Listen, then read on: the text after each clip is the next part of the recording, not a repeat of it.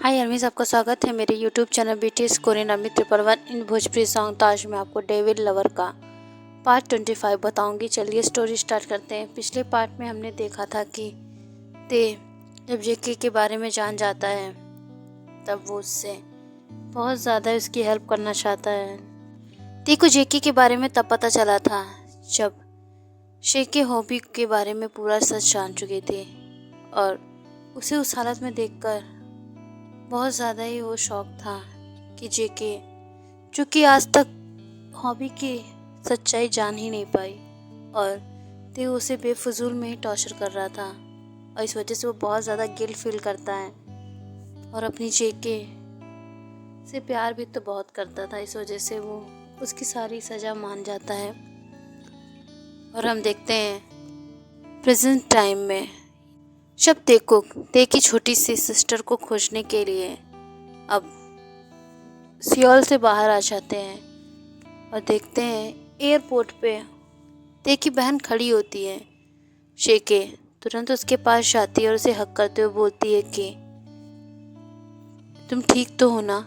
यहाँ पर ते को व्हील चेयर से लेकर आते हैं और धीरे से ते के कान में बोलता है, ते का भाई विराट, हैप्पी हनीमून भाई। ये सब उन दोनों छोटे से भाई बहनों की शरारत होती है। ये तेकू का हनीमून होता है। ते जो कि जेके से प्यार करता था, ये बात अब सबको मालूम पड़ गई थी।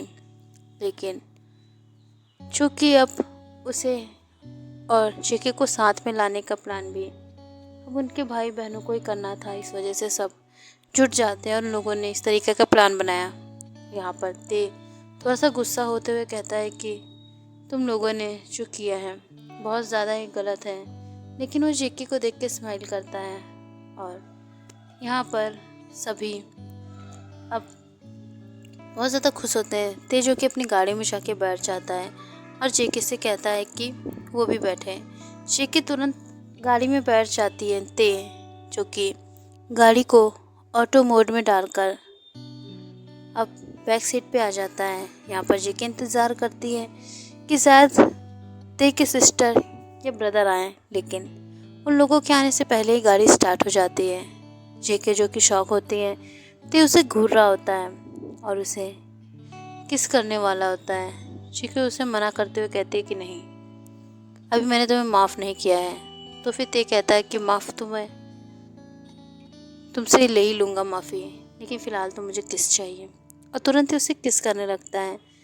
इन दोनों की किस तब ब्रेक होती है जब होटल आ जाता है। होटल के अंदर जाते ही ते जो कि अपनी गाड़ी पार करने चला जाता है, लेकिन जेके जो कि अब ते का एहसान जो नहीं लेना चाहती थी, इस वजह से वो तुरंत ही गाड़ी से उतर के होटल के अंदर चली गई। होटल इतना ज़्यादा आलीशान था कि जेके उसके बिल्स के बारे में सोचने लगती है और वो तुरंत ही जाकर बुक करने लगती है रूम।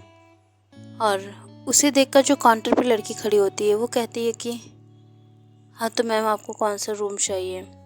और वो तुरंत ही उसको इमेजिन करने लगती है, क्योंकि जेके एक नॉर्मल लड़की होती है और उसकी ड्रेस भी उतनी हाई फाई नहीं होती। इस वजह से वहाँ पर जो लड़की होती है वो उसे कहती है कि यहाँ पर 10 लाख से स्टार्टिंग है, तो आपको कौन सा चाहिए।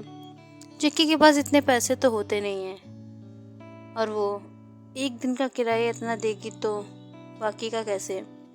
इसलिए वो थोड़ा सा झिझक रही थी। लेकिन वो लड़की उसकी इंसल्ट करते हुए कहती है, जब तुम्हारे पास पैसे ही नहीं थे तो यहाँ पर आने की क्या ज़रूरत थी, हमारा टाइम वेस्ट करने की क्या ज़रूरत थी। यहाँ पर अब एक लड़की और आ जाती है। जेके जब पलटती है तो उसके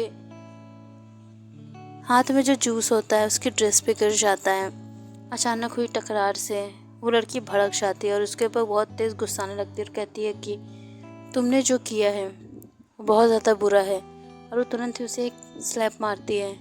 यहाँ पर ते ये सब देख रहा होता है और तुरंत आके उस लड़की को एक स्लैप मार के कहता है कि आइंदा से मेरी वाइफ के साथ इस तरीके की बदतमीजी तो करना ही मत, नहीं तो तुम्हारा वो हश्र करूँगा कि तुम याद रखोगी। और तुम ये बताओ, क्या तुम अपने भाई को बताकर यहाँ पर आई हो? ध्रुव को पता है कि तुम यहाँ पर हो। अब वो लड़की बहुत ज़्यादा ही शॉक हो जाती है और कहती है कि नहीं ते प्लीज़ भाई को कुछ मत बताना। ते जो कि कहता है कि अगर ये चाहती हो तो मेरी बीबी से दूर रहो और माफ़ी मांगो मेरी बीबी से, समझ में आई? वरना मैं क्या हूँ तुम अच्छे से जानती हो। यहाँ पर वो लड़की कहती है कि माफ़ी मांगे मेरी जूती, मैं नहीं मांगने वाली। ते कहता है कि जब तक तुम माफ़ी नहीं मांगोगी तुम्हें यहाँ से मैं हिलने तक नहीं दूंगा और तुम्हें माफ़ी तो मांगनी पड़ेगी। अब वो लड़की तुरंत ही जेके से माफ़ी मांगती है और तुरंत ही वहाँ से चली जाती है। यहाँ पर अब बारी होती है उस लड़की की जो कि काउंटर पर होती है और ते जेके से कहता है कि तुम पागल हो क्या, ये होटल ही तुम्हारा है और तुम इसकी मालकिन हो, तो तुम्हें यहाँ पे पेमेंट करने की कोई ज़रूरत नहीं है। जो रूम तुम्हें पसंद है तुम उसमें जाकर रहोगी। और हाँ, लग रहा है तुम्हें सैलरी कुछ ज़्यादा ही मिल जाती है, इसलिए तुम काम की शके बकर बकर करने में टाइम वेस्ट कर रही हो। निकल जाओ मेरे होटल से और आइंदा अपनी शकल मत दिखाना। बस फिर क्या था, जेके ये सब चाहती तो नहीं थी लेकिन उसे ये करना पड़ता है। यहाँ पर उस काउंटर वाली ने भी जेके को धक्का देकर तमाशा मारा होता है, इस वजह से ते ने उसे जॉब से ही निकाल दिया। और जो लड़की होती है उसके तो बात ही मत पूछो, उसको तो वैसे ही उसने अधमरा कर ही दिया था। और यहाँ पर जब ध्रुव का नाम आ जाता है तो फिर वो वहाँ से चली जाती है क्योंकि उसी की बहन होती है। यहाँ पर जेके को थोड़ा बुरा लगता है कि यहाँ पर अवनी और ध्रुव के रिश्ते पे ना कोई आँच आ जाए, उसकी वजह से ये दोनों होटल रूम में चले जाते हैं। ते जो कि ज़्यादा ही चल कर आया था इस वजह से उसके घाव से खून निकलने लगता है, तो जेके उसकी ड्रेसिंग करने लगती है और कहती है कि रूम में ही रहना। और जेके जो कि उसकी ड्रेसिंग करती है और वो अब फ्रेश होने चली जाती है। फ्रेश होकर आती है तो वो ते को कहती है फ्रेश होने के लिए। और वो जब बाथरूम में जाता है तो वो नीचे काउंटर पे जाके किसी बॉय को भेजने को कहती है ते को शावर लेने में मदद करने के लिए। लेकिन जब शिकी अब अंदर जाती है तो वहाँ पर लड़की होती है जो कि बड़े आराम से शिकी को शावर दे रही थी। यहाँ पर ते को इस तरीके से देखकर जेके का खून खोल जाता है और वो उस लड़की को स्लैप मार के वहाँ से बाहर निकालती है और कहती दफ़ा हो जाओ, मैंने मेल कहा था फीमेल नहीं। और तुम्हें हिम्मत कैसी हुई मेरे हस्बैंड को टच करने की।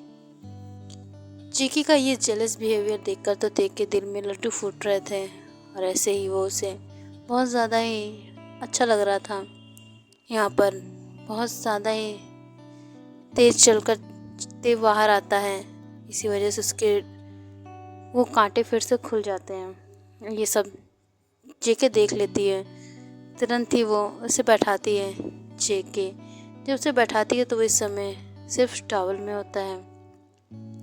अब बाथरूम में वो बाथरूम साइड करके उसके ज़ख्मों पे फिर से मलहम लगा के बैंडेज कर रही थी। ते जो कि उसके इतने करीब देखकर उसे और करीब खींचकर उसे किस करने लगता है और बहुत ज़्यादा ही उसे परेशान कर रहा था। यहाँ पर कोई उन लोगों की पिक्चर क्लिक कर रहा था और बहुत ज़्यादा ही उस पिक्चर को देखकर हंस रहा था। ऐसे ही नेक्स्ट डे मॉर्निंग जब जेके उठती है तो उसके कमरे में बहुत सारे औरतें आती हैं उसका मुकाला करने के लिए, क्योंकि उस पिक्चर की लीक होने की खबरें आ गई थी और उस पिक्चर में ते की जगह किसी और को एडिटिंग किया गया था। हॉबी ने ये काम बहुत ही आसानी से बखूबी किया था। जब से हॉबी को पता चला यहाँ पर ते को हनीमून मनाने आए हैं तो वो भी अपना सामान लेके यहाँ पर आ गया था, लेकिन होटल में आने से पहले किसी ने उसकी तोड़ाई कर दी थी और वो भी एयरपोर्ट पे, और उसका सामान भी छीन लिया था। इस वजह से वो अपने दोस्त उसी रिपोर्टर के साथ बैठा होता है और उस रिपोर्टर की वजह से ही आज जेके की बदनामी हो रही थी। और ये औरतें जो कि अब उसे काला करने वाली थी उसका मुंह, यहाँ पर ते जो कि बाथरूम में होता है, उस लड़की ने ही उसे बाथरूम में बंद कर दिया था जिसे जेके ने धक्के मार के निकाला होता है अपने रूम से। उस लड़की ने जेके को बहुत ज़्यादा ही जलील करवा दिया। यहाँ पर जेके की पूरी बदनामी हो रही थी। किम मेंशन में भी जेके के नाम पर थू थू हो रही थी। अब यहाँ पर वही लड़का आता है जो कि जेके के साथ पिक्चर में था। उस लड़के को जेके का सपोर्ट करते हुए देखकर सभी बहुत ज़्यादा ही अब ट्रोल करने लगते हैं और कहते हैं कि ओ नया आशिक आ गया है। तो मिस थानेदारनी, आपको बता दें कि आप जॉब से निकाल दी गई हैं, तो इस वजह से ज़्यादा खर्चाने की ज़रूरत नहीं है। यहाँ पर जेके की नौकरी तक ले ली गई थी। यहाँ पर जेके बहुत ज़्यादा ही शर्मिंदा थी। ये सब नज़ारा हॉबी अपने लैपटॉप में देख रहा था और उस तरीके की पिक्चर्स हॉबी को तो जैसे बहुत ज़्यादा ही सुकून दे रही थी। देखो एडिटिंग करने के लिए हॉबी ने ही अपने दोस्त से कहा था। बहुत ज़्यादा सिचुएशन ख़राब हो जाती है और ऐसे ही और जब उन औरतों को वो आदमी भगा देता है, ये आदमी जो कि बहुत ज़्यादा ही अब जेके से नफ़रत करता था, क्योंकि उसने उसके बारे में बहुत कुछ सुना होता है। लेकिन यहाँ पर ते ने उसे सब कुछ बताया होता है। ते जो कि इस लड़के को बहुत ज़्यादा पसंद करता था, क्योंकि ये उसका स्टूडेंट रहा करता था और ये जेके से बहुत ज़्यादा प्यार करता था। ते ने इसे इसलिए यहाँ पर बुलाया था। ये यहाँ का जनरल होता है, जैसे मिलिट्री में होते हैं वही, और ये बहुत ज़्यादा ही जेके से प्यार करता था, इसलिए ते ने उसे बुलाया। जेके जो कि इन सब से अनजान होती है।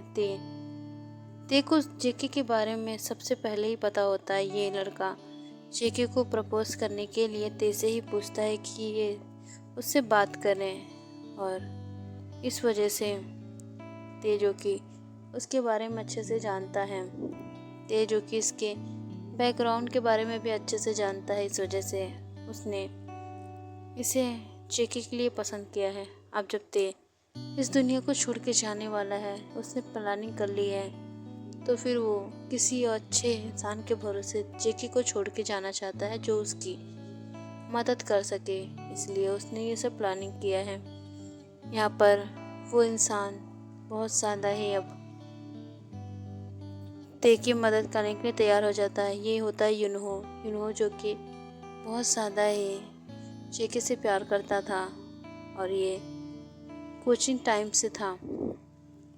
ऐसे ही बुक सेल में जब जेके बुक रख रही होती है, उस समय अप्रैल फुल डे होता है और उसने गोद में चिपका दी होती है बुक को और इस यूनहो के साथ प्रैंक करने वाली थी।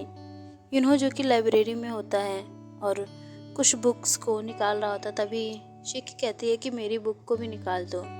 यहाँ पर जेके को यूनहो कहता है कि ठीक है, और वो उसे गोद में उठाकर ऊपर सेल की तरफ बढ़ा देता है और कहता है कि जो तुम्हारी बुक है वो निकाल लो। जेके तो फंस चुकी थी और वो अब उसे सच में बुक निकालने के लिए हाथ आगे बढ़ाती है और सेल को पकड़ लेती है।